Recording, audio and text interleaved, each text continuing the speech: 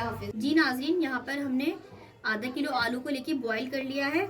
अब इसके अंदर हम शामिल करेंगे 3 to 4 table spoon bread crumb, 3 table spoon चावल का आटा, हाफ टी स्पून लाल मिर्च, 1 पिंच हल्दी, हाफ टी स्पून इसके अंदर हम सॉल्ट शामिल करेंगे और हाफ टी स्पून इसके अंदर हम शामिल करेंगे ब्लैक पेपर। से मिक्स कर लेंगे। बिल्कुल मिक्स हो चुका है। तरीके से जिस तरह हम शामी कबाब बनाते हैं ना, सेम इसी तरीके से हमने ये आलू टिक्की तैयार कर ली।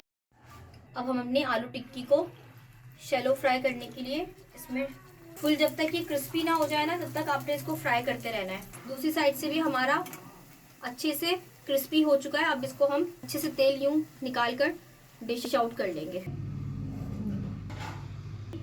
मीठी, और यहाँ हमने थोड़े से टमाटोज चॉप किए, थोड़े से हम स्प्रिंकल करेंगे चाट में अनार। ये हमारे पास सेव मौजूद है। अस्सलाम वालेकुम।